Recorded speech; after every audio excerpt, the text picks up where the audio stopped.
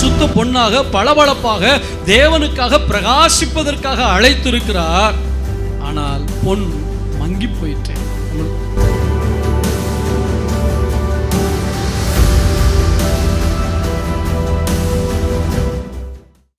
Right. இந்த வருடத்தின் கடைசியிலே தேவன் எதிர்பார்த்த பாத்திரமாக நான் உருவாக்கப்பட்டிருக்கிறேனா என்கிற கேள்வியோடு செய்திக்குள்ளே போக போகிறோம். தேவன் என்னை எப்படி மாற்ற விரும்பினாரோ, எப்படி உருவாக்க விரும்பினாரோ அப்படி மாறுவதற்கு நான் என்னை அர்ப்பணித்தேனா, அவருடைய கரத்தில் ஒப்பு கொடுத்தேனா, இல்லாட்டால் என்னுடைய வாழ்க்கை எப்படி இருக்கிறது, தேவன் எதிர்பார்த்த விதமாக ஏன் மாறவில்லை, அதை குறித்து வாசிக்க போகிறோம். நீதிமொழிகள் 25ஆம் அதிகாரம் 4ஆம் வசனம். வெள்ளியினின்று களிம்பை நீக்கிவிடு, அப்பொழுது தட்டானால் நல்ல உடைமை பிறக்கும். ஆண்டவர் சொல்லுகிறார், வெள்ளியினின்று களிம்பை நீக்கிவிடு. ஏனென்றால் நீ களிம்பு அல்ல, நீ சுத்த வெள்ளி. இங்க இருக்கிற விசுவாசிகள் யாரும் களிம்பு கிடையாது, நீங்க எல்லாருமே சுத்த வெள்ளி. உங்களுக்காகவே கரங்களை தட்டிக்குங்களேன். ஆனா நீங்க தேவனால உருவாக்கப்பட முடியாதபடி உங்கள் மேல் களிம்பு இருக்கிறது. களிம்பை கழுவ முடியாது, பிசுபிசுத்து போகும் கையிலே. எத்தனை பேர் ஆமான்னு ஒத்துக்கிறீங்க? நான் இந்து குடும்பத்தில் இருந்து பிறந்து வளர்ந்தவனாச்சே. விளக்கு கொளுத்துவாங்க இல்லையா, இந்த சகோதரிகள்லாம் வந்திருக்காங்க இல்லையா, விளக்கு கொளுத்துவோம். எண்ணெய் ஊற்றி விளக்கு கொளுத்த என்ன ஆகும், அதில் பிசு பிசுப்பு வரும். இப்போ தண்ணியில் கழுவாங்களா இல்லை சுடு தண்ணியில் போட்டு சோப்பை போட்டு தேய்ச்சி எல்லாம் கழுவாங்களா? கொஞ்சம் பலத்தை பிரயோகிக்கணும். ஏன்னா சில நேரத்தில் பார்த்தீங்கன்னா சில ஆட்கள் கழுவாமல் அப்படியே விட்டுருவாங்க. பக்கு பிடிச்ச மாதிரி களிம்பு கெட்டி ஆகி போயிடும். அதை சுரண்டி தான் எடுக்கணும். ஆண்டவர் சொல்றாரு, நான் உன்னை உருவாக்க நினைத்தேன், ஆனால் உன்னை என்னால் கையில் கூட எடுக்க முடியவில்லை, உன்னை என்னால் தொட முடியவில்லை. உன்னை உருவாக்கக்கூடிய ஆசை எனக்கு இருக்கிறது, உன்னை என்னுடைய பார்வைக்கு நலமானபடி உருவாக்க விரும்புகிறேன், ஆனால் உன்னை என்னால் என் கையில் எடுக்க முடியவில்லை. காரணம், உன்னை சுற்றிலும் களிம்பு இருக்கிறது. இந்த களிம்பு இருக்கிற வரைக்கும் நான் உன்னை உருவாக்க முடியாது. நீ அந்த களிம்பை நீக்கிவிடு, நீ தான் தீர்மானம் எடுக்க வேண்டும். உன்னால் முடியாவிட்டால் பரிசுத்த ஆவியானவரிடத்தில் ஒப்புக்கொடு. ஆண்டவரே, இந்த களிம்பை என்னால் நீக்க முடியவில்லை, நீர் நீக்கிவிடும் என்று கேட்டால் ஏசாயா 1ஆம் அதிகாரம் 22 வசனத்தை வாசிக்கலாம். உன் வெள்ளி களிம்பாயிற்று, உன் திராட்சரசம் தண்ணீர் கலப்பானது. 25ஆம் வசனம். நான் என் கையை உன்னிடமாய் திருப்பி உன் களிம்பு நீங்க உன்னை சுத்தமாய் புடமிட்டு உன் ஈயத்தை எல்லாம் நீக்குவேன். ஆண்டவர் இங்கே சொல்கிறார், என் கையை உன்னிடமாய் நீட்டி உன் களிம்பு நீங்க நான் சுத்திகரிப்பேன். ஒன்று நீ சுத்திகரிக்க வேண்டும், இல்லாவிட்டால் நான் சுத்திகரிப்பேன். ஆண்டவர் சுத்திகரித்தார்னா கொஞ்சம் பலமாக இருக்கும், அதுக்கு நம்மளே சுத்திகரித்துக் கொள்வது நல்லது. ஆமென் சொல்லுவோமா? ஆண்டவரே, நானே விட்டு கொடுக்குறேன், நானே களிம்பை நீக்கிடுறேன், நானே மாறிடுறேன் அப்படின்னு சொன்னீங்கன்னா ஆண்டவர் கையை நீட்டணுங்கிற அவசியம் இல்லை. சிலருடைய வாழ்க்கையில் களிம்பை நீக்குவதற்கு சில வியாதிகள் வர வேண்டி இருக்கிறது, சில நஷ்டங்கள் வர வேண்டி இருக்கிறது, சில தோல்விகள் வர வேண்டி இருக்கிறது, சில அவமானங்கள் வர வேண்டி இருக்கிறது. அப்போ தான் களிம்பு நீங்கிறதுக்கு ஒப்பு கொடுக்குறாங்க. ஆனால் ஆண்டவர் இன்னைக்கு சொல்றாரு, நீ ஏன் நீக்கியிருப்பா? பக்கத்தில் உங்களை பார்த்து சொல்லுங்க, நீங்களே நீக்கிடுங்கன்னு சொல்லுங்க பார்க்கலாம். நீங்களே நீக்கிட்டா நல்லது. வலையில் கிடைச்ச மீன் மாதிரி, இல்லாட்டி தூண்டில் மாட்டின மீன் மாதிரி வாயெல்லாம் கிழிஞ்சு போய் வரும். ஆமென். வருஷ கடைசியில் நல்ல வார்த்தை சொல்கிறேன், நீங்களே தெரிந்திருங்க. ஆமென். ஆண்டவர் சொல்லுகிறார், வெள்ளியினின்று களிம்பை நீக்கிவிடு. உனக்கு தெரியும் உன்னுடைய குறை என்னவென்று, உனக்கு தெரியும் உன்னுடைய பிரச்சனை என்னவென்று. சிலருக்கு கண்ணு பிரச்சனை, சிலருக்கு வாய் பிரச்சனை, சிலருக்கு வயிறு பிரச்சனை. புரியுதா? கண்ணு பிரச்சனைன்னா அந்த பாவத்தை விட்டு ஓயாத கண்கள், எப்போ பார்த்தாலும் தடவிக்கிட்டே இருக்கான். மொபைலில் சொல்கிறேன்,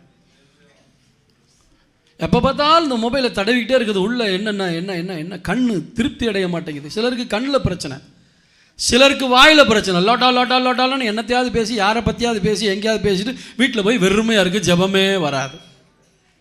சிலருக்கு வாயில் பிரச்சனை, சிலருக்கு வயிற்றில் பிரச்சனை. எப்போ பார்த்தாலும் சாப்பிட்டுக்கிட்டே இருக்கணும், ஜெபம் பண்ண முடியல, தூங்கிடுறது. நல்ல ஃபுல் கட்டு கட்ட வேண்டியது தூங்கிடுறது. சிலருக்கு சிந்தையில் பிரச்சனை, உட்காந்தா இருப்பாங்க, எங்கேயாவது ரவுண்ட் அடிச்சிருப்பாங்க, அமெரிக்காவில் இருப்பாங்க, லண்டனில் இருப்பாங்க. அதைத்தான் சொல்கிறாரு, நீக்கு. உன் சிந்தையில் களிம்பு இருக்கா, உன் வாயில் களிம்பு இருக்கா, உன் கண்ணில் களிம்பு இருக்கா, உன்னுடைய இருதயத்தில் களிம்பு இருக்கா, அதை நீக்கிடு. நான் ரெடியாக இருக்கேன். எதுக்காக? உன்னை சிறந்த பாத்திரமாய் உருவாக்க. நான் உன்னை உருவாக்க முடியாதபடி சில களிம்புகள் ஒட்டிக்கிட்டு இருக்கு. தன் பார்வைக்கு நீதிமானா காணப்படுறவன் ரொம்ப மோசமான ஆளுன்னு பைபிளில் போட்டிருக்கு. எனவே ஆண்டவரே இந்த களிம்பை நீக்கிவிடும். களிம்பு என்பது பிசுபிசுக்கக்கூடியது. நம்மெல்லாம் சுத்த வெள்ளி தான், தண்ணீரில் முயற்சி பண்ண முடியாது. எசேக்கியேல் 24ஆம் அதிகாரம் 11ஆம் வசனத்தை வாசிக்கலாம். பின்பு கொப்பரை காய்ந்து அதன் களிம்பு வெந்து அதற்குள் இருக்கிற அதன் அழுக்கு உருகி அதன் நுரை நீங்கும்படி அதை வெறுமையாக தழலின் மேல் வை. திரும்ப ஒவ்வொரு வார்த்தையா சொல்லுங்க பார்க்கலாம். பின்பு கொப்பரை காய்ந்து. கொப்பரை காயன்னு என்ன செய்யணும்? சூடாக்கணும். சொல்லுங்க பார்க்கலாம். கொப்பரை காய வேண்டும் என்ன? கொப்பரை என்ன தெரியுமா? அதை முதல்ல தெரிஞ்சுக்கிறோம். பெரிய பாத்திரம். கொப்பரைங்கிறது ஊரில் உள்ள பாஷை. பெரிய அண்டா இல்லாட்டி பெரிய கொப்பரை, அதுக்கு பேரே கொப்பரை தான், பெருசாக இருக்கும். கொப்பரை காய வேண்டுமென்றால் அது அடுப்பில் வைக்கப்பட வேண்டும். அதற்கு கீழே விறகை நெருப்பு மூட்டி அனல் உண்டாக்க வேண்டும். கொப்பரை காய்ந்து அதன் களிம்பு வெந்து. பார்த்தீங்களா? வெந்து வேகணும்னு என்ன தேவை? சூடு தேவை.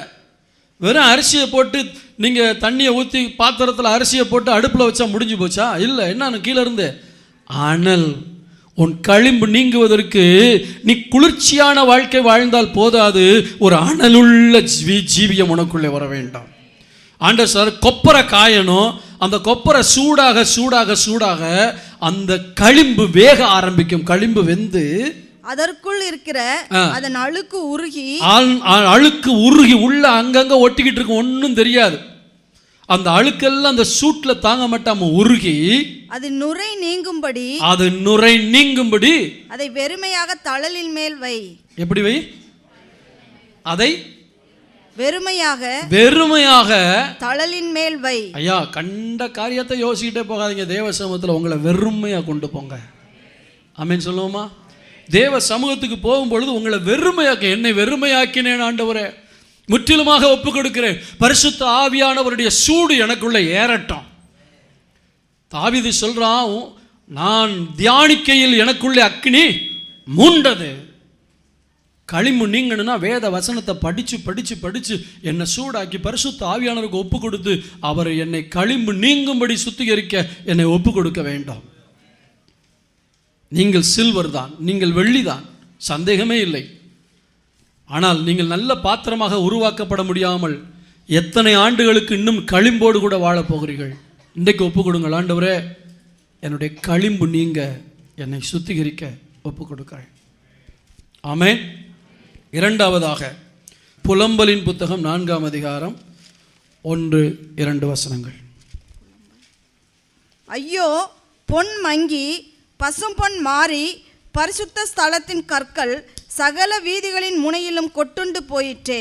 ஐயோ, தங்கத்துக்கு ஒப்பான விலையேற பெற்ற சீயோன் குமாரர் குயவனுடைய கைவேலையான மண்பாண்டங்களாய் எண்ணப்படுகிறார்களே. பொன்னாய் உன்னை வைக்க விரும்புகிறேன், நீ மண்ணாய் மாறிவிட்டாய். பசும் பொன் மங்கி போனது. ஐயா, நீ ஜொலிக்க வேண்டிய ஆளு, தேவனுக்காக எழும்பி பிரகாசிக்க வேண்டிய ஆளு. சுத்த பொன் எப்பொழுதுமே பளபள பளபளன்னு இருக்கும். ஆண்டவர் உன்னை சுத்த பொன்னாக பளபளப்பாக தேவனுக்காக பிரகாசிப்பதற்காக அழைத்திருக்கிறார். ஆனால் பொன் மங்கி போயிட்டேன். உங்களுக்கு ஒன்று தெரியுமா? இந்த பிரசங்கத்தை நான் மனசில் யோசிச்சுக்கிட்டே வர்றேன். ஆண்டவர்கிட்ட ஜெபம் பண்ண, ஆண்டவரே, வருஷத்தினுடைய கடைசி செய்தி. ஏற்கனவே 23ஆம் தேதி பிரதர் ஜான் ஜோசப் வந்து நல்ல ஒரு சுத்திகரிப்பின் செய்தியை கொடுத்துட்டு போயிட்டாரு. அதில் சிலர் மனம் திரும்பி என்கிட்ட வந்து சொன்னாங்க, நான் இன்னும் சப்பானியாக இருக்க விரும்பலைன்னு. அதுக்காக தோத்துறோம். அல்லேலூயா. சில தீர்மானம் எடுத்திருக்காங்க, இன்னும் நான் ஜப்பானியாக உட்காந்துருக்க மாட்டேன், ஆண்டவருக்காக எழும்புவேன்ட்டு. சில சப்பானிகளை இயேசுநாதர் வந்தாலே எழுப்ப முடிய மாட்டேங்குது. நாங்கள் இருக்கிற மாதிரி தான் இருப்போம், நாங்கள் ஒரு நாளும் எழும்ப மாட்டோம். சரி இருங்க, என்ன பண்ணுறது? ஆனால் ஆண்டவர் என்ன செய்ய விரும்புகிறார்? நாம் பொன்னாக விளங்க வேண்டும் என்று விரும்புகிறார். நான் இந்த 30ஆம் தேதி என்ன செய்து கொடுக்கறது ஆண்டவரே என்று யோசித்த போது இப்பொழுது நான் உங்களுக்கு கொடுத்து கொண்டிருக்கிற செய்தியை கர்த்தர் கொடுத்தார். இந்த மெசேஜ் உண்மைதானா ஆண்டவர் எனக்கு கன்ஃபார்ம் பண்ணணுமே. அப்படியே வர்றேன், ஜெபத்தை முடிச்சுட்டு வீட்டுக்கு வர்றேன். என் மக ஒரு செயின், இந்த காதில் நடந்த தோடு இதெல்லாம் எடுத்துகிட்டு வந்து, இது கொஞ்சம் டல்லாக இருக்குது, கொஞ்சம் கலரெல்லாம் மங்கி போச்சு, இதை கழுவுறது எப்படி மம்மி கேட்டியா? ஆண்டவர் சொல்றாரு, இதான் உனக்கு கன்ஃபர்மேஷன். இல்லையா சொல்லுவோமா? இதான் உனக்கு கன்ஃபர்மேஷன். அதனால தான் கர்த்தர் சொல்கிறாரு, நீ பொண்ணாக இருக்க வேண்டிய ஆள் மண்ணாக கிடக்காத. பொன் எங்கே இருந்தது? ஆலயத்தில் இருந்தது. மண் வீதியிலே வந்து விட்டது. நீ வீதியில் கிடக்க வேண்டிய ஆள் இல்லை. சில பசங்களை பார்க்கும்போது எப்போ பார்த்தாலும் ஃப்ரெண்ட்ஸோட ரோட்டில் சுற்றுறது, கிரவுண்டில் சுற்றுறது, அங்கே சுற்றுறது, இங்கே சுற்றுறது. நீ வீதியில் சுற்ற வேண்டிய ஆள் இல்லை. தேவனுடைய ஆலயத்தில் பொன்னாய் விளங்க வேண்டிய ஆட்கள். ஆமென் சொல்லுவோமா? இதுவரைக்கும் பிசாசு உன்னை மண்ணாக மாற்றிட்டான். ஆனால் இன்றைக்கி தீர்மானிடு, என் பொன் மங்கி போகக்கூடாது ஆண்டவரே. ஏன் பொண்ணு மங்கி போகுது? மங்கி போனால் என்ன செய்வோம்? 2 காரியங்களை செய்வோம். ஒன்று, நல்ல சுடு தண்ணியில் கொஞ்சம் சோப்பு ஆயிலெலாம் போட்டு அதை ப்ரஷ்ஷை வச்சு என்ன செய்வோம், நல்லா வருஷத்துக்கு ஒருக்கா என்னுடைய வாட்சை கூட அப்படி தான் செய்வேன். இந்த கோல்டு கலரில் வாட்ச் இருக்குல்ல, கோல்டு வாட்சில் கோல்டு கலரில் இருக்க வாட்ச் கேட்டிங்களா, இந்த வாட்ச் எடுத்து நல்ல தண்ணியில் போட்டு, நல்லா சுடு தண்ணியில் போட்டு கொஞ்சம் அப்படியே சோப்பு நுரையெல்லாம் போட்டு ப்ரஷ்ஷை வச்சு அது உள்ளே இருக்கிற இடுக்கில் எல்லாம் எங்கெங்கெல்லாம் இருக்குது. அப்புறம் பார்த்தா புதுசாக வாங்கிட்டு வந்த மாதிரி இருக்கும். நம்ம யூஸ் ஆகி பழுதாக போயிடுறோம். சில நேரம் பயன்படாமலே இருந்து பழுதாக போயிடுறோம். உங்களுக்கு ஒன்று தெரியுமா? ஒரு காரு ஓடி ரிப்பேர் ஆகிறத விட ஓட்டாமல் இருந்து ரிப்பேர் ஆகிறது தான் அதிகம். ஓட்டாமல் வச்சுருந்தீங்கன்னா கொஞ்ச நாள் அந்த காற்றெல்லாம் போயிடும், அந்த ரிம்மெல்லாம் துருப்பிடிக்க ஆரம்பிக்கும். அப்புறம் வண்டியை ஓட்டினா கடன்னு சவுண்டு வரும். சில ஆட்கள் பயன்பட்டு எப்படியோ கொஞ்சம் டல் ஆகிட்டாங்க, ஓடி முடிச்சாச்சுட்டு. சில ஆட்கள் பயன்படாமல் சும்மா இருந்தே துருப்பிடிச்சு போயிட்டாங்க. போனது போகட்டும், மறந்து விடு, இன்றோடு மாறிவிடு. என்ன, நான் ஆலயத்தில் பொண்ணாக இருக்க வேண்டிய ஆள். திரும்ப வாசிங்க புலம்பலின் புத்தகம் 4:1-2. ஐயோ ஐயோ பொன் மங்கி பசும் பொன் மாறி பரிசுத்த ஸ்தலத்தின் கற்கள். நல்ல கவனிங்க, பரிசுத்த ஸ்தலம்னா என்னது? தேவனுடைய ஆலயம். தேவனுடைய ஆலயத்தில் ஜொலிக்க வேண்டிய கற்களாய் இருக்க வேண்டிய நீ மாறி சகல வீதிகளின் முனையிலும் கொட்டுண்டு போயிற்றே. நீ இருக்க வேண்டிய இடம் வேற, இப்ப கிடக்கிற இடம் வேற. ஆமே. ஆண்டவரே, நான் கிடக்க விரும்பலை, இருக்க விரும்புகிறேன். சொல்லுங்க பார்க்கலாம்.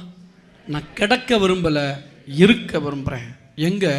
பரிசுத்த ஸ்தலத்தின் கல்லாக கிடக்க விரும்புகிறேன், இருக்க விரும்புகிறேனே தவிர குப்பையில் கொட்டப்படுகிற கல்லாக இருக்க விரும்பவில்லை. இப்போ அந்த பாட்டை பாடினா நல்லா இருக்குன்னு நினைக்கிறேன். கொயர் மேலே வாங்க. இந்த பிரசங்கத்துக்கு நடுவில் இந்த பாட்டை பாடுவோம். பிரசங்கம் முடித்ததுக்கப்புறம் பாடுறதை விட இப்போ பாடுறது நல்லது. சிற்றின்ப மயக்கத்தினால் சிலுவை பாதை மறந்தோம். ஆடம்பர வாழ்க்கையினால் அர்ப்பண வாழ்க்கை இழந்தோம். இதெல்லாம் அர்ப்பணம் போயிடுச்சு. சிற்றின்பம் இதெல்லாம் என் பொன்னை மங்க வைத்து விட்டது. எங்கேயோ ஜொலிக்க வேண்டிய நான் இன்னைக்கு எங்கோ கிடக்கிறேனே, ஒண்ணுக்கும் உதவாம கிடக்கிறேனே. கீழே கிடக்கிற கல் காலில் மிதிபடும். தேவனுடைய ஆலயத்தில் இருக்கிற கல் கையெடுத்து கும்பிட வைக்கும். நீ கீழே கிடந்து மிதிபட வேண்டிய ஆள் அல்ல. 4 பேர் உன்னை பார்த்து கனம் பண்ண வேண்டிய நிலைமைக்கு கர்த்தர் உன்னை மாற்ற விரும்புகிறார். பசும் பொன் மங்கி போனதே, தங்கங்கள் மண்ணானதே. பசும் பொன் மங்கி போனதே, தங்கங்கள் மண்ணானதே. எங்கள் தேவா மனமிரங்கும், எங்கள் மீது மனமிரங்கும். எங்கள் தேவா மனமிரங்கும், எங்கள் மீது மனமிரங்கும். பசும் பொன் மங்கி போனதே, தங்கங்கள் மண்ணானதே.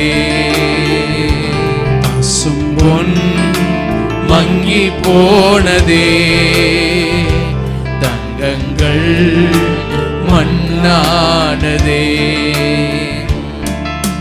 சிற்றின்ப மயக்கத்தினார் சிலுவை பாதை மறந்தோ, சிற்றின்ப மயக்கத்தினார் சிலுவை பாதை மறந்தோ, உலகத்தின் நேசத்தினார் உன்னத பிரதிஷ்டை இழந்தோ, உலகத்தின் நேசத்தினார் உன்னத பிரதிஷ்டை இழந்தோ. எங்கள் தேவா மனமிரங்கும், எங்கள் மீது மனமிரங்கும். எங்கள் தேவா மனமிரங்கும், எங்கள் மீது மனமிரங்கும். பசும் பொன் மங்கி போனதே, தங்கங்கள் மண்ணானதே.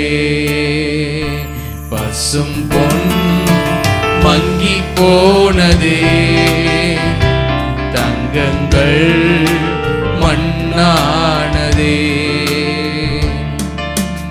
ஆடம்பர ஆசையினார் அர்ப்பண வாழ்வை மறந்தோ, ஆடம்பர ஆசையினார் அர்ப்பண வாழ்வை மறந்தோ, ஆதி அன்பு குறைந்ததையா, அனல் மூட்டி எழுப்புமையா. ஜெபத்தோடு கூட பாடுவோம். ஆதி அன்பு குறைந்ததையா, அனல் மூட்டி எழுப்புமையா. எங்கள் தேவா மனமிரங்கும், எங்கள் மீது மனமிரங்கும். எங்கள் தேவா மனமிரங்கும், எங்கள் மீது மனமிரங்கும். பசும் பொன் மங்கி போனதே, தங்கங்கள் மண்ணானதே. எங்கள் தேவா மனமிரங்கும், எங்கள் மீது மனமிரங்கும். எங்கள் தேவா மனமிரங்கும், எங்கள் மீது மனமிரங்கும். பசும் பொன் மங்கி போனதே, தங்கங்கள் மண்ணானதே. பசும் பொன் மங்கி போனதே, தங்கங்கள் மண்ணானதே. ஒன்று ராஜாக்களின் புத்தகம், ஒன்று ராஜாக்களின் புத்தகம் 6ஆம் அதிகாரம் 19ஆம் வசனம். கர்த்தருடைய உடன்படிக்கை பெட்டியை வைக்கிறதற்கு ஆலயத்துக்குள்ளே சந்நிதி ஸ்தானத்தை ஆயத்தப்படுத்தினான். 22ஆம் வசனம். இப்படி ஆலயம் முழுவதும் கட்டித்தீரும் மட்டும் அவன் ஆலயம் முழுவதையும் பொன் தகட்டால் மூடி சந்நிதி ஸ்தானத்திற்கு முன்பாக இருக்கிற பலிபீடத்தை முழுவதும் பொன் தகட்டால் மூடினான். 28ஆம் வசனம். அந்த கேருபீன்களை பொன் தகட்டால் மூடினான். 30ஆம் வசனம். உள்ளும் புறம்புமாய் இருக்கிற ஆலயத்து தளவரிசையையும் பொன் தகட்டால் மூடினான். 32. ஒலிவ மரமான அந்த இரட்டை கதவுகளில் அவன் கேருபீன்களும் பேரீந்துகளும் மலர்ந்த பூக்களுமான சித்திரங்களை செய்து அந்த கேருபீன்களிலும் பேரீந்துகளிலும் பொன் பதியத்தக்கதாய் பொன் தகட்டால் மூடினான். 35ஆம் வசனம். அவைகளில் கேருபீன்களும் பேரீந்துகளும் மலர்ந்த பூக்களுமான சித்திர வேலையை செய்து சித்திரங்களுக்கு சரியாக செய்யப்பட்ட பொன் தகட்டால் அவைகளை மூடினான். எல்லாவற்றையும் மரத்தில் செய்து அந்த மரம் வெளியே தெரியாதபடி பொன்னால் மூடினார். நமக்குள் மாம்சம் இருக்கிறது, மனுஷிகம் இருக்கிறது. இந்த மனுஷிகமும் மாம்சமும் வெளியே தெரியக்கூடாது என்பதற்குத்தான் கர்த்தர் நம்மை பொன்னால் மூட விரும்புகிறார். பொன் என்பது தெய்வீகத்தை குறிக்கும், தெய்வீகத்தை குறிக்கும். ஸோ தெய்வீக வாழ்க்கை வாழ வேண்டிய நான் ஜென்ம சுபாவத்துக்குரியவனாக வாழ்ந்து கொண்டிருக்கிறேனா? ஆண்டவர் என்னை பொன்னை போல அவருக்காக பிரகாசிக்க ஒரு தெய்வீக குணலட்சணங்களோடு கர்த்தர் என்னை இருக்க விரும்புகிறார். நான் என் மாம்சத்தை வெளிப்படுத்தி கொண்டிருக்கிறேன். ஆலயத்தில் இருக்கிற ஒவ்வொரு காரியங்களும் உள்ளே இருக்கிறது வெளியே தெரியக்கூடாது, வெளியே பொன் தான் தெரிய வேண்டும். ஆண்டவர் இன்றைக்கு அதை பார்க்க விரும்புகிறார். ஆண்டவரே, என் பொன் மங்கி போகக்கூடாது. பொன் மங்கி போனால் ஒன்று தண்ணியில் போட்டு கழுவோம், சுடுதண்ணியில். இல்லாட்டா தச்சாசாரி தங்காசாரி என்ன பண்ணுவாங்க, எப்பா என்ன பண்ணுவப்பா எபினேசரே, தங்கத்தை சுத்தம் பண்ணணுன்னா என்ன பண்ணுவேன், நெருப்பில் போடுவேன். நெருப்பில் போடணும். எல்லா சுத்திகரிப்புக்கும் கர்த்தர் நெருப்பை பயன்படுத்துகிறார். இந்த நெருப்பு என்பது பரிசுத்த ஆவியானுடைய அபிஷேகம், அனலுள்ள ஒரு ஜீவியம். மூன்றாவதாக, முதலாவது என்ன, வெள்ளியினின்று களிம்பை நீக்கவுடைய. இரண்டாவது, மங்கி போன பொன்னை புதிதாக்கு. மூன்றாவதாக, ஏசாயா 6ஆம் அதிகாரம் 6-7 வசனங்களை வாசிக்கலாம். அப்பொழுது சேரா பெண்களில் ஒருவன் பலிபீடத்திலிருந்து தன் கையிலே பிடித்த குறட்டால் ஒரு நெருப்பு தழலை எடுத்து என்னிடத்தில் பறந்து வந்து அதனால் என் வாயை தொட்டு, இதோ இது உன் உதடுகளை தொட்டதினால் உன் அக்கிரமம் நீங்கி உன் பாவம் நிவிர்த்தியானது என்றான். இந்த 6ஆம் அதிகாரத்தில் பார்ப்பீர்கள் என்றால், அதற்கு முன்பு 5ஆம் அதிகாரத்தில் 4ஆம் அதிகாரத்திலெல்லாம் அவனுக்கு ஐயோ இவனுக்கு ஐயோ அவனுக்கு ஐயோ இவனுக்கு ஐயோன்னு அடுத்தவனுடைய குறையா பார்த்து பார்த்து உன்னை கர்த்தர் அப்படி பண்ணுவார் இப்படி பண்ணுவாருன்னு சொல்லி அடுத்தவனுக்கு ஐயோ ஐயோன்னுக்கிட்டு இருந்தான். இப்போ தேவனை பார்க்கிறான். தேவனை பார்த்தபோது தன்னுடைய குறை தெரிய ஆரம்பிக்கிறது. அப்போ சொல்கிறான், தேவனை பார்க்கும்போது தான் தன்னுடைய குறை என்னன்னு தெரியுது. நான் அசுத்த உதடுள்ள மனுஷன். இவனுக்கு எங்கே சூனியம் இருக்கு? வாயில் சூனியம், வாய் சரியில்லை. உடனே ஆண்டவர் பார்த்தாரு, நீ மற்ற இடத்துல நல்லா தான் பாருக்க, எதைத்தான் சுட வேண்டியிருக்கு, உன் உதட்ட கொல்லியில் வைக்க சுட வேண்டியிருக்கு. அங்கே படி தானே போட்டிருக்கு. எதை எடுத்து வந்தான் தூதன்? எதை கொண்டு வந்து வச்சான்? அக்கினி தழல்னு அது நம்ம ஊர் பாஷையில் சொன்னால் கொல்லிக்கட்டை. சொல்லுங்க பார்க்கலாம். செத்து போன தாய் தகப்பனுக்கு வைக்கக்கூடிய கொல்லி அல்ல, அந்த நெருப்புக்கு பேர் என்னது? கொல்லி. சிலருடைய உதட்டில் என்ன வைக்க வேண்டியிருக்கு? உன்னுடைய குறை கூறுகிற நாவு, குற்றப்படுத்துகிற நாவை கர்த்தர் சுத்தம் பண்ண விரும்புகிறார். ஆண்டவர் இன்றைக்கு அப்படி சுத்திகரிக்க விரும்ப. என் வாய் சரியில்லாட்டா ஆண்டவர் சொல்லுங்க, என் வாயை சுடுங்க ஆண்டவரேன்னு சொல்லுங்கள். என் வாயில் நெருப்பு வைங்க ஆண்டவரேன்னு சொல்லுங்கள். சாதாரண அடுப்பில் இருக்க நெருப்பை கொண்டு வந்தால் வெந்து போகும். யோசிச்சு பாருங்க. இப்போ நான் தான் இருக்கேன், நான் ஆண்டவரை பார்த்து அவன் சரியில்லை இவன் சரியில்லை இவன் சரியில்லை இவன் சரியில்லைன்னு சொல்லிக்கிட்டு இருக்கேன். ஆண்டவர் சொல்கிற நீ தான் சரியில்லைன்னு சொல்கிறாரு. சிலர் நினைக்கிறாங்க அதை தானே நாங்களும் நினைக்கிறோன்ட்டா. ரைட், நினச்சிங்க. இப்போ ஆண்டவர் சொல்கிறாரு, எப்போ உனக்கு கொஞ்சம் சூடு வைக்க வேண்டியிருக்கு அப்படின்ட்டு. உடனே சரிங்க ஆண்டவருங்கிற அங்கேருந்து நெருப்பை கொண்டு வந்து வைக்கிறாரு. நெருப்பு வச்சா என்னாகும்? வாய்.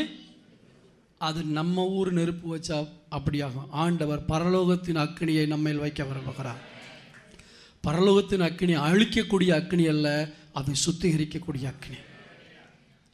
இப்போ சொல்லுங்கள் ஆண்டவரை பார்த்து, ஆண்டவரே என் வாய் உண்மையிலே சரியில்லை, என் வாயில் என்ன செய்யுங்க? தாவீதுக்கு ஜெபம் பண்ணா, என் வாய்க்கு காவல் வையும். யோபும் சொல்கிறான், என் வாய் மீறாதபடிக்கு தீர்மானம், நாவலான பாவம் செஞ்சிடக்கூடாதுன்ட்டு. சில ஆட்கள் வாயை திறந்தால் லோட்டோ லோட்டோ லோட்டோ லோட்டோன்னு என்னத்தை பேசுவாங்களோ ஏது பண்ணுவாங்களோ அவங்க ஐயோ ஊர் கதை உலகத்து கதை எல்லா கதையும். இன்றைக்கி ஆண்டவர் சொல்ல விரும்புகிறாரு, சுவிசேஷத்தை சொல்ல வேண்டிய நாவு சுவிசேஷம் சொல்லாமல் இருப்பதற்கு காரணம் உதடு சரியில்லை, வாய் சரியில்லை. இப்போ வாயில் என்னத்தை வைக்க வேண்டியிருக்கு? இந்த நாவு தூஷிக்கிற நாவாக இருக்கக்கூடாது, துதிக்கிற நாவாக இருக்கணும். குறை சொல்லுகிற நாவாக இருக்கக்கூடாது, சுவிசேஷம் சொல்லுகிற நாவாக இருக்கணும். அநியாய பாஷை கெட்ட வார்த்தை பேசுகிற நாவாக இருக்கக்கூடாது, அந்நிய பாஷை பேசுகிற நாவாக இருக்கணும். ஆமென் சொல்லுவோமா? அவசரமாக அவிசுவாசமாக பேசுகிற நாவாக இருக்கக்கூடாது. இன்றைக்கி அப்படிப்பட்ட நிலைமையில் இருந்தீங்கன்னா கர்த்தர் சொல்கிறாரு, உன் உதடுகள் நெருப்பால் சுத்திகரிக்கப்பட வேண்டும். ஆமென் சொல்லுவோமா? எல்லாத்துக்கும் எது தான் தேவைப்படுது? நெருப்பு தான். சரி, சகரியாவின் புத்தகம் 3ஆம் அதிகாரம் 4ஆம் வசனம். அவர் நமக்கு முன்பாக நிற்கிறவர்களை நோக்கி, இவன் மேல் இருக்கும் வஸ்திரங்களை களைந்து போடு என்றார். பின் அவனை நோக்கி, நான் உன் அக்கிரமத்தை உன்னிலிருந்து நீங்க செய்து உனக்கு சிறந்த வஸ்திரங்களை தரிப்பித்தேன் என்றார். யோசுவா என்று சொல்லக்கூடிய பிரதான ஆசாரியன், தேவனுக்கு முன்பாக நின்று ஆராதனை செய்யக்கூடியவன், தேவ சமூகத்தில் நிற்க தகுதி உள்ளவன். ஆனால் இவனுக்கு பக்கத்தில் யார் இப்பொழுது நின்று கொண்டிருக்கிறார்? வலது பக்கத்தில் சாத்தான் நின்று கொண்டிருக்கிறான். ஆண்டவர் நமக்கு வாக்கு பண்ணியிருக்கிறார், கர்த்தர் உன் வலப்பக்கத்தில் நிழலாய் இருக்கிறார் என்று. ஒரு சாதாரண விசுவாசிக்கே ஆண்டவர் சொல்கிறார், கர்த்தர் உன் வலது பக்கத்தில் நிழலாய் இருக்கிறார் என்று. ஊழியத்தை செய்கிறவன் அவன் ஒரு பிரதான ஆசாரியன். ஆனால் இப்போ அவன் வலது பக்கத்தில் யார் நிற்கிறா? சாத்தான். ஏன் தெரியுமா நிற்கிறான்? இவனுடைய வஸ்திரம் அழுக்காகிவிட்டது. தெய்வ பிள்ளையே, அப்படியே அழுக்குப்படாமல் இருக்கிறோமா? இல்லாவிட்டால் நம்முடைய வஸ்திரம் பழுதாகி போய்விட்டதா? ஆமென் சொல்லுவோமா? அழுக்கு வஸ்திரம் என்பது நம்முடைய வாழ்க்கையில் மறைவாய் காணப்படுகிற அக்கிரமங்கள். ஆண்டவர் என்ன சொல்றார்? அந்த வசனத்தை திரும்ப வாசிங்க, பின்பகுதியை வாசிங்க. நான் உன் அக்கிரமத்தை உன்னிலிருந்து நீங்க செய்து. வஸ்திரம் தான் அழுக்கு, ஆனால் ஆண்டவருக்கு தெரியும் அந்த அழுக்குக்கு காரணம் என்னவென்றால் அக்கிரமம். அக்கிரமம் என்னது? கிரமமாய் செய்ய வேண்டிய வேலையை நீ சரியாக செய்யாதபடினாலே உனக்குள்ளே அக்கிரமம் வந்துவிட்டது. நான் உன் அழுக்கு வஸ்திரத்தை பார்த்து உன்னை புறக்கணிக்கிற தெய்வம் அல்ல. நீ அழுக்கு வஸ்திரம் தரித்திருந்தாலும், உன் வலது பக்கத்தில் சாத்தான் இருந்தாலும், நீ இன்னும் தூதனுக்கு முன்பாக நின்று கொண்டிருக்கிறாய். ஆமென் சொல்லுவோமா? நீ ஓடிவிடவில்லை, இன்னும் தூதனுக்கு முன்பாக நிற்கிறபடினால் உனக்கு ஒரு சந்தர்ப்பம் கொடுக்கிறேன். இந்த அழுக்கு வஸ்திரத்தை துவைத்து போடவில்லை, இதை விட சிறந்த வஸ்திரத்தை கொடுக்கிறேன். யாருக்கு தெரியுமா? ஆமாம் ஆண்டவரே, என் ரட்சிப்பின் வஸ்திரம் முன்னாடி மாதிரி கிடையாது, கொஞ்சம் அழுக்காயிடுச்சு. நான் சொல்கிறது புரியுதா?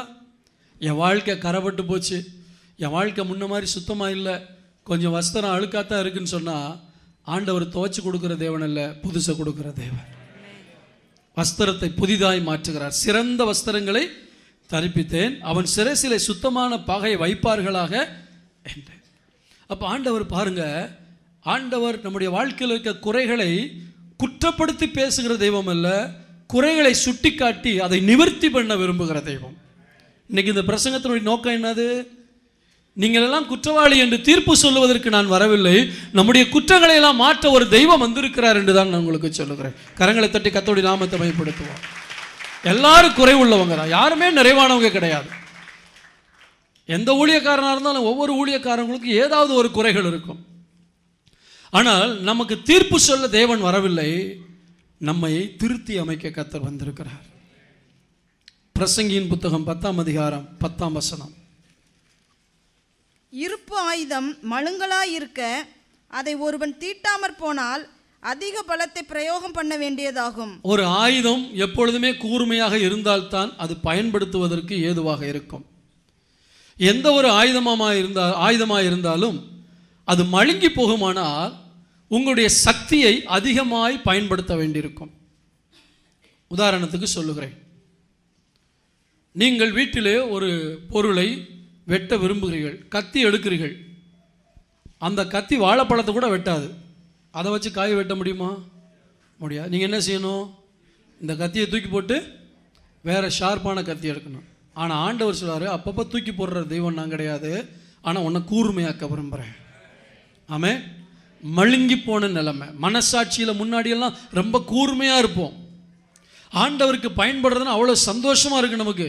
இப்போ என்ன போச்சு? என்னுடைய ஆயுதம் மழுங்கி போயிட்டுனா, நான் இங்கே மனசாட்சியை பற்றி மட்டும் பேசவில்லை, உனக்கு கர்த்தர் கொடுத்த கிருபைகள், தாளந்துகள், வரங்கள், வல்லமைகள் ஒன்றுக்கும் உதவாமல் துருப்பிடித்து அது மழுங்கி போய்விட்டதே. கர்த்தர் சொல்றார், இது கூர்மையாக இருந்து பயன்பட வேண்டும் என்று தான் நான் அதை கொடுத்தேன் என்று சொல்லி. உங்கள் இருப்பு ஆயுதம் கூர்மையாக இருக்கா? இதோ போரடிக்கிறதுக்கு உன்னை புதுதும் கூர்மையுமான பற்களுள்ள எந்திரமாய் மாற்றுகிறேன். ஆண்டவர் நம்மளை எப்பவுமே ஷார்ப்பாக பயன்படுத்துறதுக்கு தயாராக வைத்திருக்கிறார். உங்கள் ஆயுதம் மழுங்கி போயிடுச்சா? மழுங்கிடுச்சுன்னா என்ன தெரியுமா? மிகுந்த பலன். சில நேரத்தில் நம்ம மனசாட்சி கூர்மையாக இருந்தால் தேவ சமூகத்துக்கு போன உடனே தேவ பிரசன்னத்தை உணர முடியும். இல்லாட்டா ரொம்ப நேரம் 2 பாட்டை பாடி என்னத்தையாவது செஞ்சு ஒரு அரை மணி நேரம் கழித்து தேவ பிரசன்னம் வர்ற மாதிரி இருக்குது. இதுக்கு பேர் தான் அதிக பலத்தை பிரயோகித்தல். உட்கார்ந்த உடனே தேவ பிரசன்னத்தை உணரணும். நடக்கும்போது கூட அப்பான்னு சொன்னால் உடனே ஒரு தெய்வ மகிமை நம்ம மேலே இறங்கணும். நல்லா ஆண்டவட்டா தான் எந்த வீட்டுக்கு எப்போ போய் ஜெபம் பண்ணாலும் தகப்பனேன்னு சொன்ன உடனே அங்கே ஒரு தெய்வ பிரசன்னம் வரணும். அதான் நான் ஆண்டவர்கிட்ட ஆசைப்பட்டு கேட்குறது. ஏன்னா பிரசன்னம் இறங்கிருச்சுன்னா ப்ராப்ளம் சால்வ். சொல்லுங்க பார்க்கலாம், நான் சொன்னதை சொல்லுங்க. பிரசன்னம் இறங்கிருச்சுன்னா ப்ராப்ளம் சால்வ் ஆகிடும். அதான் பிரச்சனையே. நிறையா மழுகி போச்சு. ரொம்ப நேரம் 2 பாட்டு 2 தோத்திரம் அப்படியே சூடாக்குறதுக்கு ரொம்ப நேரம் ஆகும். எப்பவும் ஷார்ப்பாருங்க. ஆமே. எதுக்கு? சத்துருவை ஜெயித்து தேவனுக்காய் பயன்பட. உங்கள் வரங்கள், உங்களுக்குள்ள இருக்க திறமைகள், தாளந்துகள் கூர்மையாக்கப்படட்டும், தேவனுக்காக கூர்மையாக்கப்படட்டும். ஆமேன்னு சொல்லுவோமா? அல்லேலூயா, ஸ்தோத்திரம். 1 ராஜாக்களின் புத்தகம் 18:30 வாசிங்க. அப்பொழுது எலியா சகல ஜனங்களையும் நோக்கி, என் கிட்டே வாருங்கள் என்றான். சகல ஜனங்களும் அவன் கிட்டே வந்தபோது தகர்க்கப்பட்ட கர்த்தருடைய பலிபீடத்தை அவன் செப்பனிட்டு. எலியா செய்த வேலை என்ன தெரியுமா? தகர்க்கப்பட்ட பலிபீடத்தை செப்பனிடுகிறான். தேவனை நிரூபிப்பதற்கு ஒரு சந்தர்ப்பத்தை தேடி அங்கே வந்திருக்கிறான். ஜனங்கள் 2 நினைவோடு வாழ்ந்து கொண்டிருக்கிறார்கள். பாகாலையும் வணங்குகிறார்கள், தேவனையும் அவ்வப்போது நினைத்து கொள்ளுகிறார்கள். ஆனால் கர்த்தர் தான் தெய்வம் என்பதை நிரூபிப்பதற்கு அவன் ஒரு சேலஞ்சு வைக்கிறான். உங்களுக்கெல்லாம் தெரியும், அங்கே பாகாலின் தீர்க்கதரிசிகள் ஒரு பலிபீடத்தை கட்டி அதன் மேல் காளைகளை பலியிட்டு பாகாலே உத்தரவு கொடு என்று காலையிலிருந்து சாயந்தரம் வரைக்கும் கத்தி பார்க்குறாங்க. அப்படி ஒரு தெய்வம் இருந்தால் தானே குரல் கொடுக்கும். இல்லை, எனவே பதில் வரவில்லை. இப்பொழுது இவன் என்ன செய்கிறான்? எடுத்த உடனே பலியை செலுத்துவதற்கு பதிலாக பலிபீடத்தை செப்பனிடுகிறான். பலிபீடம் என்பது நம்முடைய இருதயம். ஆமென் சொல்லுவோமா? நம்முடைய இருதயம் எப்பொழுதும் தேவனுக்கு முன்பாக செம்மையானதாக இருக்க வேண்டும். சீரழிந்த இருதயமாகவோ, கடின இருதயமாகவோ, குணப்படாத இருதயமாகவோ, கசப்புகள் நிறைந்த இருதயமாகவோ, இதெல்லாம் இன்னைக்கு கர்த்தர் சொல்லாரு, உன் பலிபீடத்தை சுத்தமாக்க, உன் பலிபீடத்தை செப்பனிடு. உன் இருதயம் எப்படி இருக்கு? உன்னுடைய இருதயமாகிய பலிபீடத்தில் என்ன இருக்கு? அதில் ஏன் அக்கினி இறங்க மாட்டேங்குது? ஏன் ஆண்டவரை நிரூபிக்க முடியல? ஏன் ஆண்டவருடைய அன்பை அடுத்தவங்களுக்கு சொல்ல முடியல? பலிபீடம் செப்பனிடப்பட வேண்டும். ஆண்டவர் கேட்கிறார், உன் வெள்ளியினின்று களிம்பை நீக்கி விடுவாயா? மங்கிப்போன பொன்னை புதிதாக்குவாயா? உன் நாவை சுத்திகரிப்பாயா? உன் வஸ்திரத்தை மாற்ற ஒப்பு கொடுப்பாயா? உன் ஆயுதத்தை கூர்மையாக்குவாயா? உன் பலிபீடத்தை செப்பனிடுவாயா? ஆமென் சொல்லுவோமா? கடைசியா 2 நாளாகமம் 34:8 வாசிக்கலாம். 2 நாளாகமம் 34:8. அவன் தேசத்தையும் ஆலயத்தையும் சுத்திகரித்த பின்பு அவன் தன் ராஜ்யபாரத்தின் 18ஆம் வருஷத்திலே அத்சாலியாவின் குமாரனாகிய சாப்பானையும் நகர தலைவனாகிய மாசையாவையும் யோபகாசின் குமாரனாகிய யோவாக் என்னும் மந்திரியையும் தன் தேவனாகிய கர்த்தரின் ஆலயத்தை பழுது பார்க்கும்படிக்கு அனுப்பினான். ஆமென் சொல்லுவோமா? இப்போ ரிப்பேர் ஒர்க் எங்கெங்கெல்லாம் ரிப்பேர் இருக்கோ அதெல்லாம் சரி பண்ணுறான். ஏன் தெரியுமா? தேவாலயம் இருக்கிறது, தேவாலயத்தில் எல்லாமே இருக்குது, ஆனால் கொஞ்சம் அங்கங்கே சரியில்லாமல் இருக்குது. அதை பார்த்து பழுது பார்த்து கட்டுறான். இன்றைக்கி ஆண்டவர் சொல்றாரு, கடைசியாக உன்ட்ட ஆண்டவர் என்ன சொல்கிறாருன்னா, கொஞ்சம் ரிப்பேர் ஒர்க் பண்ணு. பைக் ரிப்பேர் ஆகிடுச்சுன்னா உடனே தூக்கிட்டு ஓடுறோம், கார் ரிப்பேர் ஆகிடுச்சுன்னா உடனே தூக்கிட்டு போயிடுறோம், காது ரிப்பேர் ஆகிடுச்சுன்னா உடனே டாக்டர்கிட்ட தூக்கிட்டு போகிறோம், கை ரிப்பேர் ஆகிடுச்சுன்னா உடனே டாக்டர்கிட்ட போகிறோம். ஆண்டவர் சொல்கிறாரு, உன்னுடைய ஆலயம் பழுதடைந்து போய் கிடக்கிறதே, நீ தான் என்னுடைய ஆலயம். உன்னுடைய ஆலயத்தில் ஆராதனை இல்லையே, உன்னுடைய ஆலயத்தில் ஜெபம் இல்லையே, உன்னுடைய ஆலயத்தில் பரிசுத்தம் இல்லையே, எங்கெங்கே எது குறைஞ்சிருக்கோ அதை கொஞ்சம் சரி பண்ண. ஆமென் சொல்லுவோமா? முழங்கால் படிடுவோம். நான் இப்போ உங்களை ஜெபத்தில் நடத்த மாட்டேன். நீங்களே கேட்ட செய்தியை வச்சு உங்களை ஒப்பு கொடுத்து ஆண்டவர்கிட்ட ஜெபிக்க போகிறீங்க. இந்த இடத்துல ஒப்பு கொடுக்கலன்னு வச்சுங்களேன், வீட்டில் போய் 6 அமர ஜெபம் பண்ணலான்னு நினச்சிங்கன்னா அப்படியே மறந்து போகும். நான் முன்பு நிறையா கேள்விகளை கேட்டேன். அந்த கேள்விகளுக்கெல்லாம் பதிலை யோசிச்சு பாருங்கள். இப்போ ஆண்டவர் நம்மளை எப்படி மாற்ற விரும்புகிறார்? இந்த புதிய ஆண்டுக்குள்ளே போவதற்கு முன்பாக வருடத்தில் மாற்றம் இல்லை, நான் மாறினால் வருடத்தில் மாற்றம் உண்டு. நான் இப்படித்தான் இருப்பேன் என்றால் சந்தோஷம், உங்களுக்கு உரிமை உண்டு. நீங்கள் மாறாமல் இருப்பதற்கும் உங்களுக்கு உரிமை உண்டு. அடுத்த வருடத்தில் எதுவும் மாற்றம் நடக்கப் போவதில்லை. ஆனால் நீங்கள் மாறினீர்கள் என்றால் நிறைய காரியங்கள் மாறுறதை நீங்கள் பார்க்க முடியும். ஒப்பு கொடுத்து ஜெபம் பண்ணுவோமா? Thank you, Holy Spirit of God. இந்த வருடத்தின் கடைசி ஞாயிற்றுக்கிழமையில் வந்திருக்கிற நாங்கள் எங்களை சீர்தூக்கி பார்க்க, எங்களை ஆராய்ந்து பார்க்க, எங்களை மதிப்பீடு செய்து பார்க்க உதவி செய்தீர். பிரகாசிக்க வேண்டிய நாங்கள் களிம்பால் மூடப்பட்டிருந்தால் எங்கள் களிம்புகளை எல்லாம் நீக்கும். ஒப்பு கொடுத்து ஜெபம் பண்ணுங்க. என் களிம்பெல்லாம் மாறட்டும். நீங்க என்ன கையில தொட முடியாதபடி இருக்கிற பிசுபிசுப்புகள் எல்லாம் மாறட்டும். ஓ, என்னை மங்க வைக்கக்கூடிய காரியங்களை என்னை விட்டு மாற்று. கொஞ்சம் அக்கினியில போட்டு என்னை ஃப்ரெஷ் ஆக்குங்க. என்னை பாலிஷ் பண்ணுங்க ஆண்டவரே. நான் மறுபடியும் பாலிஷா இருக்க விரும்புகிறேன். தேவனுக்கா பிரகாசிக்க விரும்புகிறேன். என் நாவை ஆண்டவரே உம்முடைய கரத்தில் ஒப்பு கொடுக்கிறேன். என் நாவு தேவனுடைய அக்கினியினால் சுத்திகரிக்கப்பட்ட ஒரு நாவாய் இருக்கட்டும். என் வஸ்திரம் தேவனால் மாற்றப்பட்ட ஒரு வஸ்திரமாக இருக்கட்டும் ஐயா. என் பலிபீடம் செப்பனிடப்படட்டும் ஆண்டவரே. ஓ ஜீசஸ், உம்முடைய ஆலயத்தை பழுது பார்க்க எனக்கு உதவி செய்யும். என்னுடைய இருதயம்தான், என்னுடைய வாழ்க்கை தான் உம்முடைய ஆலயம். எங்கெங்கெல்லாம் பழுது காணப்படுகிறதோ அதையெல்லாம் சீர் செய்து கொள்ள என்னை அர்ப்பணிக்கிறேன். என்னை அர்ப்பணிக்கிறேன். என்னை அர்ப்பணிக்கிறேன். எல்லாம் அழுது ஜெபம் பண்ணுங்க தேவனுடைய கரத்துல. ஒரு கடமைக்கான ஜெபம் அல்ல. இந்த ஜெபம் ஒரு அர்த்தமுள்ள ஜெபமாய் மாறுமானால் 2019ஆம் ஆண்டு உன் வாழ்க்கை ஒரு அர்த்தமுள்ள வாழ்க்கையாக, ஆசீர்வாதமான வாழ்க்கையாக, ஒரு மேன்மையான வாழ்க்கையை அமைய கர்த்தர் இப்பொழுது கிரியை செய்ய ஆரம்பிப்பார். This is your time. 2019ஐ நிர்ணயிக்கக்கூடிய உன்னுடைய நேரம் இது. உன் கையில் கர்த்தர் விட்டு விட்டார். உன்னுடைய கரத்தில் கர்த்தர் விட்டு விட்டார். 2019 ஆசீர்வாதங்கள் என் கையில் இல்லை மகனே, என் கையில் இல்லை மகளே, அது உன் கையில் தான் இருக்கிறது. பரலோகத்தில் இருக்கிற எங்கள் பிதாவே, இந்த நாளில் எங்களுக்கு கொடுத்த நல்ல ஆலோசனைகளுக்காக ஸ்தோத்திரம். நல்ல புத்திமதிகளுக்காக ஸ்தோத்திரம். எங்களுக்கு உணர்வை தரக்கூடிய சில கேள்விகளை நீர் கேட்டதற்காக ஸ்தோத்திரம். இவைகளெல்லாம் வைத்து நாங்கள் ஜெபத்தில் அமர்ந்திருந்து புதிய ஆண்டுக்குள்ளே போவதற்கு முன்பாக எங்களை ஆராய்ந்து பார்த்து, சீர்தூக்கி பார்த்து, மதிப்பீடு செய்து பார்த்து, உமக்கு முன்பாக எங்களை சரி பண்ணிக்கொள்ள எங்களுக்கு உதவி செய்யும். தீர்மானம் எடுத்த ஒவ்வொருவர் மேலும் உம்முடைய கிருபையின் கரம் கூட இருக்கட்டும். இயேசுவின் நாமத்தில் வேண்டிக் கொள்ளுகிறோம் நல்ல பிதாவே, ஆமென். என் ஆத்துமாவே கர்த்தரை ஸ்தோத்திரி, என் முழு உள்ளமே அவருடைய பரிசுத்த நாமத்தை ஸ்தோத்திரி.